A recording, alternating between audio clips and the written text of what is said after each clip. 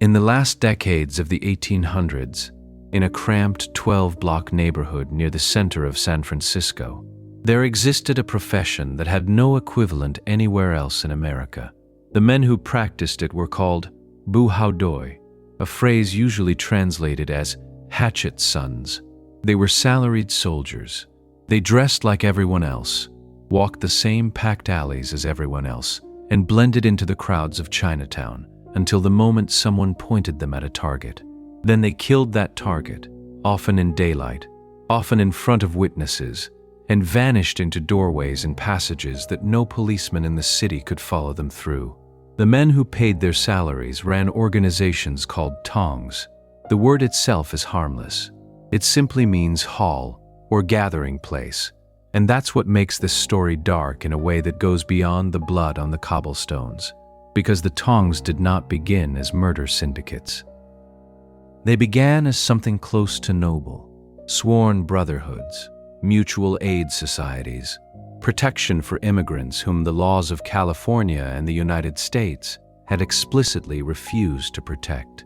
Over roughly 4 decades, those brotherhoods fought a running series of wars over gambling houses, over opium, and over the buying and selling of human beings. The city watched it happen. For years, San Francisco's police and its white civic leaders treated the killings as a curiosity, a foreign problem sealed inside a foreign quarter, something to read about over breakfast. Peace treaties were signed and broken. Hatchet men became newspaper celebrities. And in the end, it wasn't justice that stopped the tongue wars. It was a locked immigration door, a shift in who held power inside the community. And, on one April morning in 1906, the ground itself. This is the story of how America's deadliest tongue war began, why nobody stopped it, and what finally did.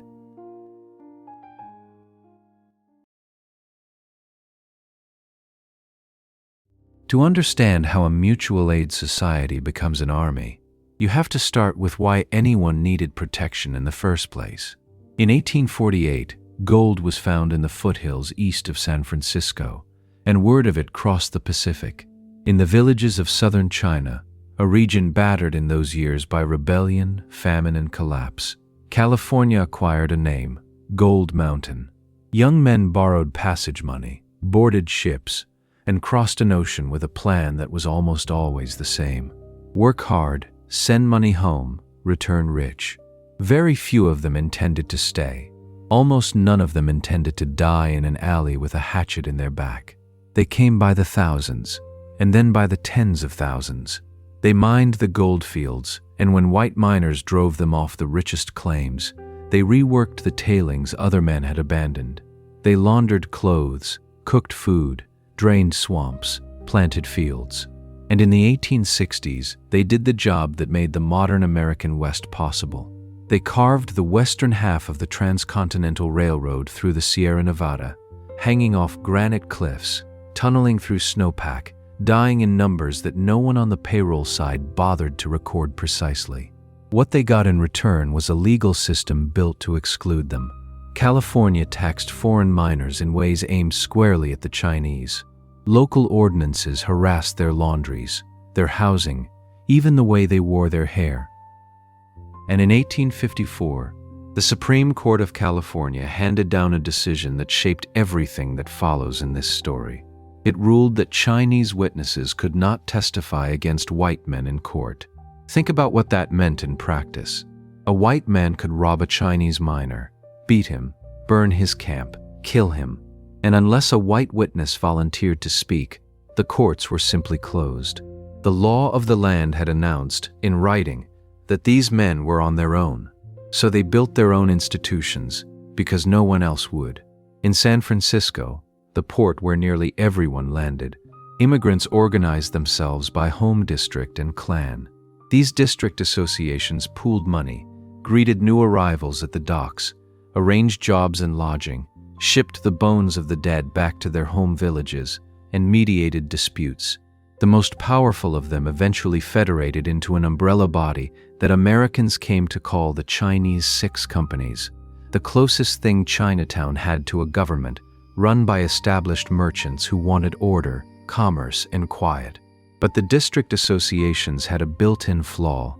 They ran on bloodline and geography. If you came from a powerful clan or a well-represented district, the system worked for you.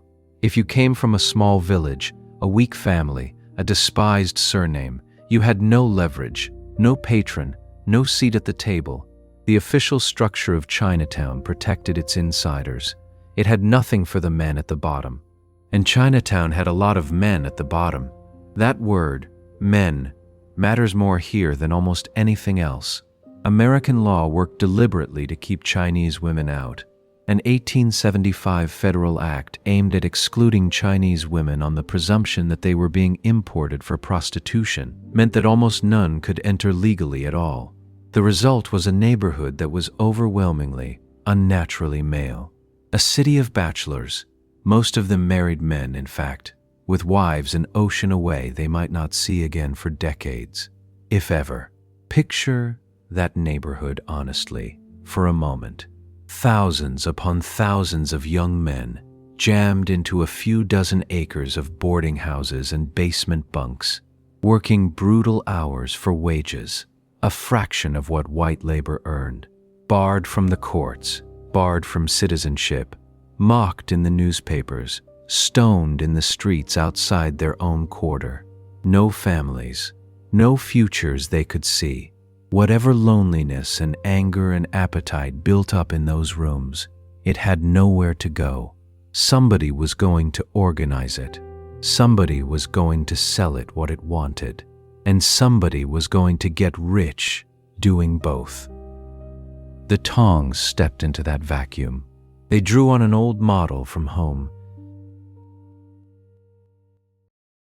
The secret societies of southern China, sworn brotherhoods with rituals, oaths, and a long tradition of standing outside official power. But the American version had its own logic. A Tong didn't care what village you came from or what surname you carried. It was open to the outsider, the loner, the man the clan system had no use for. You took an oath, you gained brothers, and suddenly the friendless laborer at the bottom of Chinatown had something he'd never had in America. Backing. And in the beginning, that backing meant something honorable. A Tong brother who fell sick had men to nurse him. A brother who was cheated had men to argue his case. A brother threatened by a street gang, white or Chinese, had men who would show up. In a world where the police would not come when you called, where the courts would not hear your voice, the Tong was insurance, union, family, and law rolled into one. It is worth saying plainly, the sworn brotherhood was a rational answer to a real abandonment. That's the tragedy at the root of this story, because protection is a business, and businesses grow. A brotherhood that can protect a laundryman from extortion can also, with the same muscle, extort him. A brotherhood that can guard a gambling house can decide it would rather own the gambling house. Step by step, tongue by tongue, the organizations that had formed to shield the weak discovered that the real money was in the vices of the bachelor city, and that the same oaths, the same discipline, the same willingness to bleed for a brother worked just as well for conquest as for defense. The merchants of the 6 companies watched this happen with something close to horror. They were the respectable face of Chinatown, men with warehouses and reputations, men who negotiated with white officials and begged the community to stay orderly precisely because they knew every crime would be blamed on the entire race. To them, the Tongs were a disease, but the 6 companies' authority ran on prestige and custom, not force.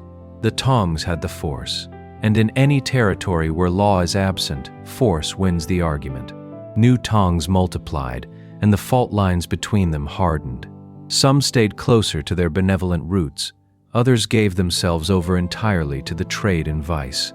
Each controlled its own turf, this gambling cellar, that stretch of alley, these houses, those collections. Each maintained its own headquarters, its own altar to the god of war and brotherhood, its own treasury. And increasingly, each maintained its own fighting men, because when 2 organizations both live outside the law, there is no judge to appeal to when their interests collide. There is only the question of who is willing to go further. The wars, when they came, were fought over the three commodities the bachelor society consumed: games, opium, and women.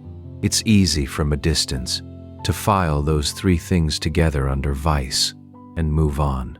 Don't. The first was entertainment. The second was an addiction. The third was slavery. And it's the third one that takes this story from crime into genuine darkness.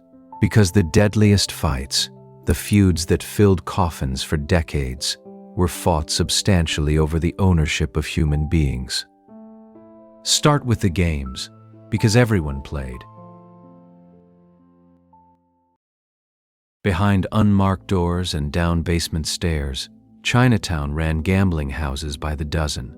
Fan-tan tables, lottery drawings, dominoes, packed every night with laborers wagering the wages of brutal weeks.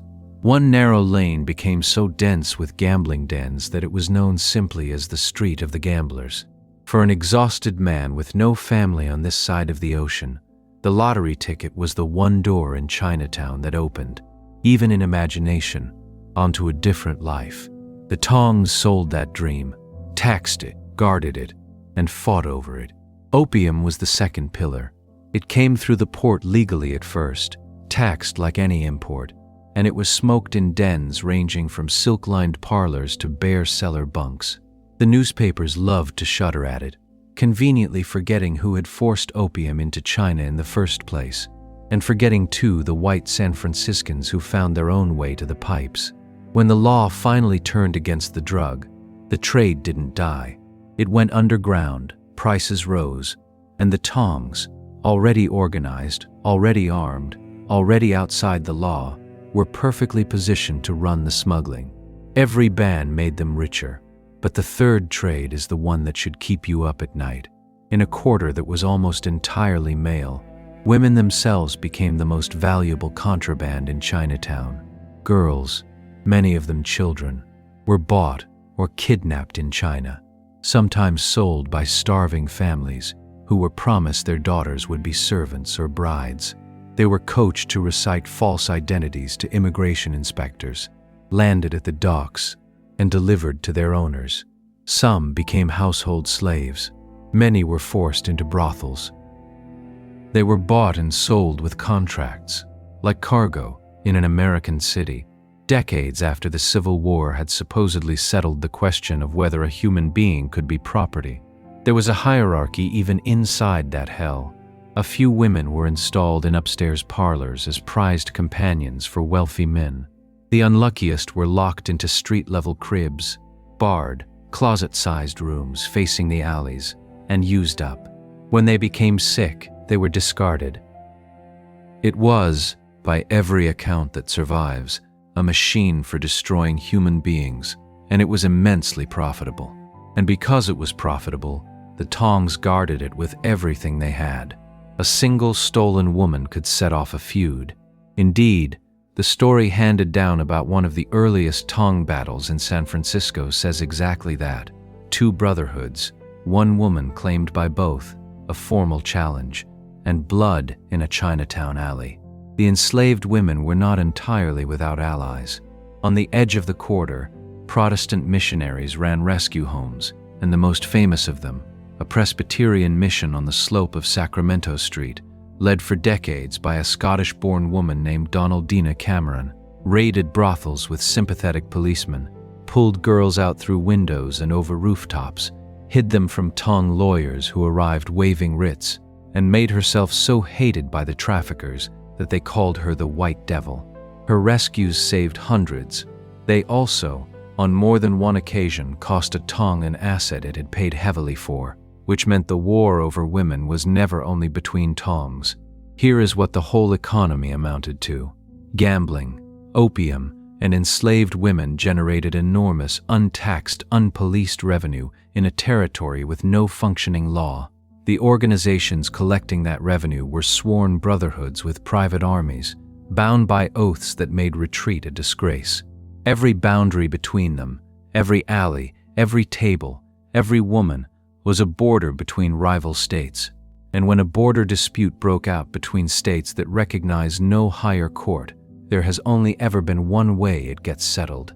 By the 1870s and 1880s, the settling had begun in earnest.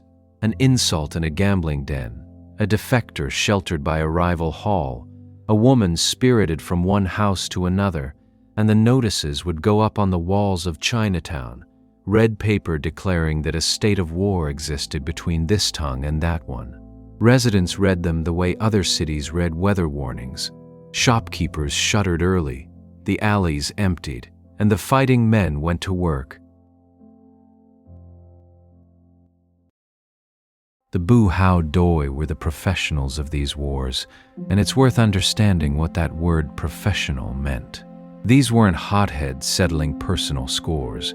They were retained soldiers, fed, housed, and paid a salary by their tongue, with bonuses understood for successful work and support promised to their families if they fell. When a council of tongue officers voted that a rival had to die, the job was assigned the way any job is assigned.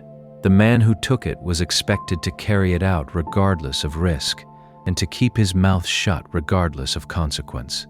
Loyalty ran deep. So did fatalism. Many hatchet men did not expect to grow old, and they were right. Their tools gave the American language a phrase it still uses. The hatchet and the cleaver were favored early. Short, silent, easy to hide in a sleeve, unmistakable as a message. Revolvers joined them as the decades wore on, and some fighters were said to go into battle wearing mail or padded armor under their tunics, with their queues coiled tight around their heads. The white press called them highbinders and printed breathless catalogs of their arsenals. But strip away the exotica, and what remains is familiar. Hired killers, working for organized crime in an American city. The only thing foreign about the arrangement was who the victims were, which is precisely why the city tolerated it. The killings themselves followed a grim etiquette. A target might be shot down at his own doorway, or cut down at a theater, a barber shop, a gambling table, places where he could be found on schedule. The assassins struck fast and scattered into the warren of passages, cellars, and rooftop escapes that honeycombed the quarter. Witnesses, knowing exactly what testimony would cost them, saw nothing. Alibis appeared on demand. Tong lawyers, white lawyers, prospering handsomely, arrived with bail money and writs. Even when a hatchet man was convicted, his brotherhood cared for him inside prison and rewarded him when he came out. The system was designed so that murder had a price, and the tongue could afford it. San Francisco's answer was the Chinatown Squad, a detail of officers who marched through the quarter with axes and sledgehammers, smashing gambling doors, raiding opium cellars, breaking up headquarters. Some of its officers were brave, and a few were genuinely feared by the tongs. But the squad was a handful of men set against an entire underground economy, and its campaigns worked like a hand slapping water. The dens reopened in days. Worse, the wider force around the squad was porous. In a city famous in those years for graft, protection money found its way to men with badges, and raids had a way of landing on whichever tongue had failed to pay. The law in Chinatown was not absent so much as for rent. And above the police stood the city's real power and its real indifference. To the newspapers and the politicians, dead tongue men were a spectacle, not a crisis. The coverage treated the wars as proof of Chinese savagery, useful for selling papers and for arguing that the Chinese should be expelled altogether.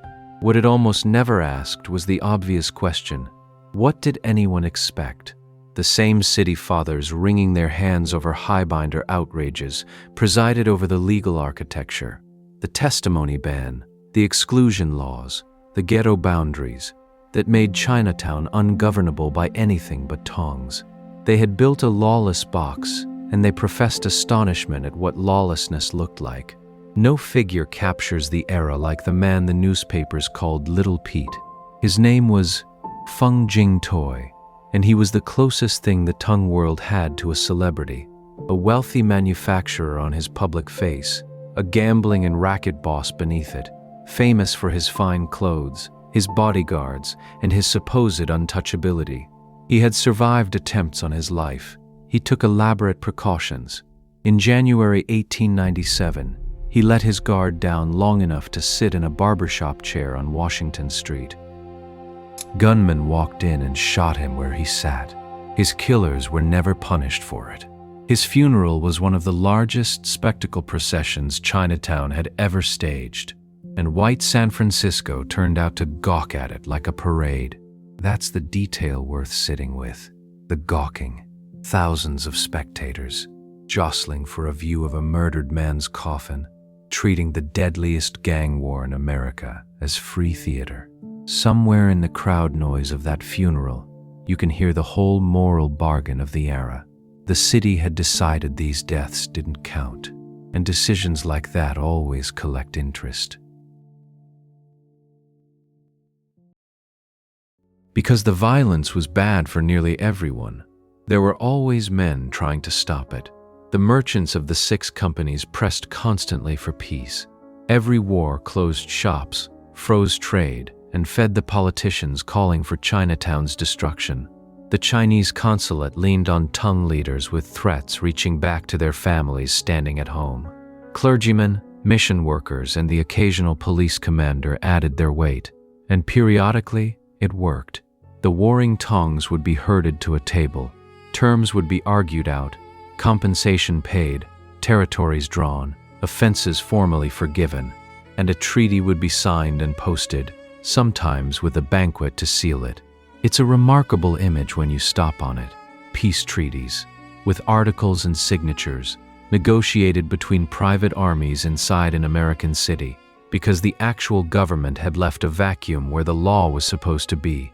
The treaties were real diplomacy, and they really did stop the killing, for a while. Chinatown's residents learned to read the difference on the walls. Red war notices meant stay inside after dark. A posted settlement meant the alleys were safe again, the theaters full, the tables busy. But the peace never held, and it couldn't, because nothing underneath it had changed. The treaties adjudicated grievances. They didn't touch the machine that generated grievances. The gambling revenue still had to be divided. The opium still had to move. The women were still property, still stolen and sold and fought over. Every treaty was a ceasefire between businesses whose core interests remained in collision, and any incident could tear it up. A gambler knifed over a debt, a defector sheltered by a rival hall, a slave girl rescued by the mission and blamed on a rival's tip. Within months, sometimes weeks, the red paper would go up again. So the wars rolled on in cycles, through the 1880s and 1890s and into the new century. Flare, burn, truce, smolder, flare again. New tongs split off from old ones, multiplying the borders that could be violated. Feuds crossed city lines, so that an insult in San Francisco could get a man killed in another Chinatown far away, and vice versa. The brotherhoods had become networks, and their wars traveled. No one kept an honest count of the dead across those decades. The police blotters caught some of the bodies. The newspapers caught the sensational ones. Nobody counted the men who simply disappeared, or the women who died in the cribs, who were casualties of the same economy, even when no hatchet ever touched them. And through all of it, the deeper siege was tightening. In 1882, Congress passed the Chinese Exclusion Act, the first federal law in American history to ban immigration by name of race, slamming the door on the laborers who had built the railroad. A decade later, it was renewed with harsher terms. Later still, it was made effectively permanent. Chinatown's bachelor population, already aging, could not replenish itself. The men grew grayer at the same tables. Whatever else exclusion was, it was a slow strangulation of the very world the Tongs fed on. A shrinking pool of gamblers, of smokers, of customers, of recruits. That's the state of things as the century turned. A neighborhood locked in a legal box, ruled underneath by brotherhoods locked in cyclical war, policed by a city that alternated between shakedowns and shrugs, its treaties written on paper and its grievances written in blood. Something was going to break the stalemate. Nobody guessed it would be the ground. At 5:15 in the morning on April 18, 1906, the San Andreas Fault ruptured, and San Francisco tore open. The earthquake wrecked buildings across the city, but it was the fire that followed, burning unchecked for days as water mains lay broken, that erased whole districts down to the cellar stones. Chinatown, old wooden Chinatown, the warren of balconies and basements and blind alleys that had sheltered 40 years of secrets, burned to the dirt. The gambling cellars, the opium dens, the crib doorways, the tongue halls with their altars and their treasuries, the escape routes the hatchet men knew like their own names, all of it, in a matter of days, stopped existing. The fire destroyed something else too: paper, city records, immigration files, the documentary skeleton of who was legally who. Much of it burned. In the strange aftermath, Chinese residents could claim American birth with no record left to contradict them, and citizens could lawfully bring over sons, which opened a door, and a generation of so-called paper sons came through it.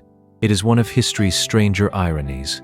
The catastrophe that destroyed Chinatown also handed its people the first real crack in the exclusion wall, a crack made of ash. The city's power brokers looked at the smoking ground where Chinatown had stood, some of the most valuable land in San Francisco, and saw their chance.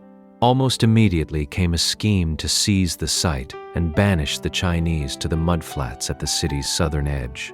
It failed, and it failed because Chinatown's merchants outmaneuvered it, arguing correctly that the China trade flowing through their community was worth too much to the port, while diplomats made displeasure known. Not only did Chinatown return, its leading merchants rebuilt it deliberately as a spectacle, hiring architects to dress new brick in pagoda roofs and painted balconies, an oriental city designed to draw tourists. The quarter that white San Francisco had called a pestilence rebuilt itself as an attraction, and the rebuilt neighborhood was, slowly but unmistakably, a different place. The old vice economy never recovered its former scale. The cribs and the great gambling cellars had burned, and the rebuilt streets, brighter, more visible, full of paying tourists, were harder ground for them. Reform movements inside the community, the missions, the consulate, and a rising generation of merchants and American-born children pushed the tongs toward the margins. The rescue homes kept emptying the brothels, changing law and changing times kept choking the traffic in women. The bachelor society itself, the tongs' customer base and recruiting pool, was aging out under the exclusion laws, and further federal restriction in the 1920s sealed it. Family life, so long forbidden, was finally taking root. The tongs did not vanish overnight. Brotherhoods with treasuries and oaths don't. The wars sputtered on into the new century's first decades, flaring in San Francisco and in Chinatowns across the country, and the truce tables kept convening. Peacemaking efforts grew more organized and, gradually, more final. But each war was smaller than the last, and each peace held longer. The buhaudoi grew old, or died, or found there was no longer a living in it. By the time the wars guttered out for good, the surviving tongs were sliding back toward what they had been at the very beginning. Benevolent associations, meeting halls, names on buildings. The circle, drawn in blood for 40 years, closed quietly. Walk those streets today, and the war is almost perfectly invisible.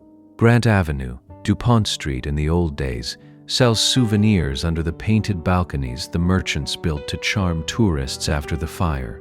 Waverly Place and Ross Alley are picturesque. There is no monument to the hatchet men, none to their victims, none to the women who were sold in an American city within living memory of emancipation. The only marker, really, is in the language. When we call someone a hatchet man, we are quoting this story without knowing it. So end where the darkness actually lives. It would be comfortable to file the tongue wars away as an exotic gangland tale. Foreign criminals, foreign victims, a closed world settling its own accounts. But nothing about it was truly foreign. The tongs were made in America. They were the predictable product of American choices, courts that ruled a whole people's testimony worthless, laws that walled out their wives and daughters, police who rented out the law by the month, and a city that watched men die in its own streets for 40 years and called it local color. Chinatown's brotherhoods supplied the hatchets. San Francisco supplied the silence. And the silence, as it always is, was the deadlier weapon.